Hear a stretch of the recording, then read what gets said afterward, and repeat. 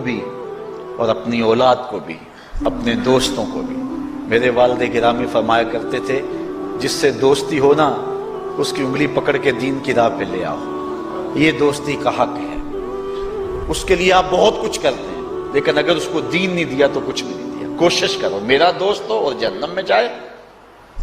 والدین بچے کے مستقبل کے لیے کتنی کوشش کرتے ہیں، لاکھوں روپیہ لگاتے ہیں مستقبل ٹھیک ہو جائے، کرتے ہیں کہ نہیں کرتے؟ یونیورسٹیوں کے اندر، کالجوں کے اندر کتنی بھاری فیسیں بھرتے ہیں۔ کیوں اتنا کچھ کیوں کر رہے ہو؟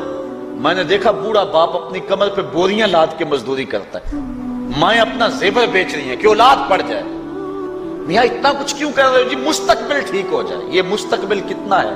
20-25 سال کا، اور جو اصل مستقبل ہے اس کی فکر ہی نہیں کسی کو۔ اصل مستقبل تو وہ ہے، اللہ اکبر، بیرون ملک جائے بیٹا تو ماں کہتی ہے بس دعا کرو کہ میرا بیٹا خیریت سے پہنچ جائے۔ بیٹی کی شادی کرتی ہے تو ماں کہتی ہے دعا کرو کہ اپنے گھر میں اس کو چین مل جائے۔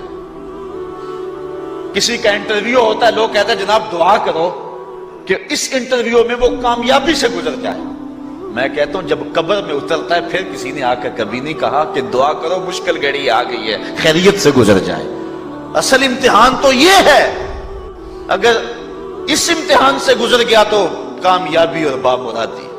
یہ تھوڑا سا مستقبل دنیا کا، اس کے لیے ہم کتنے پیسے لگا دیتے ہیں۔ سب کچھ اولاد کو آتا ہے، ہر شے فر فر پڑھتے اور بولتے ہیں، دعائے قنوت بھی نہیں آتی ہوتی۔ تو ہم اپنی اولاد کے لیے دین کا تحفہ اس کو کبھی نہ چھوڑیں۔ اللہ اکبر، کوشش کریں، محنت کریں۔ حضور نبی رحمت صلی اللہ علیہ وآلہ وسلم نے ان بد عمل واعظین کی بات بھی کی ہے کہ جو لوگوں کو نیکی کا حکم دیتے ہیں اور خود اس پہ عمل نہیں کرتے۔ آج ہمارے کچھ واعظین لوگوں کو تو واعظ و تلقین اور نصیحت کرتے ہیں اور خود نماز میں سخت سستی کا ارتکاب کرتے ہیں، اور جس سے قوم کے اندر نماز میں سستی عملاً پیدا ہو جاتی ہے۔ کوئی عرس کی تقریب ہو، کوئی محفل نعت ہو، کوئی جلسہ ہو، کوئی شادی کی تقریب ہو، نماز کے وقت کا پورا خیال رکھا کریں اور اس بات کا لحاظ رکھا کریں۔ بلکہ ہمارے ہاں ایک عجیب سا فیشن ہے اور عجیب سی بات ہے، میں بڑا حیران ہوا کرتا ہوں کہ عشاء کے بعد جب جلسے ہوتے ہیں نا ہمارے مساجد کے اندر، تو مغرب سے اعلان شروع ہو جاتا ہے آج رات فلاں صاحب خطاب فرمائیں گے، اور پھر جب نماز عشاء ہوتی ہے تو ہمارا نقیب محفل کھولتا ہے لاؤڈ سپیکر اور وہ اعلان کرتا ہے حضرات جماعت ہو چکی ہے، اب مسجد میں آ جائیں۔ یعنی یہ نماز کو ہلکا کرنے والی بات ہے۔ انہوں کو کہا جا رہا ہے کہ بلکہ بعض تو کہہ دیتے ہیں جس کا تمہیں ڈر تھا وہ گزر گئی ہے، اب آ جاؤ، کیا لینا ہے جلسے میں آ کر اگر نماز ہی نہیں پڑھنی ہے تو۔ ممبر و محراب کے جو ذمہ دار ہیں ان سے جو ہے وہ عجیب و غریب قسم کی جو ہے وہ حرکات سکنات سرزد ہو رہی ہیں۔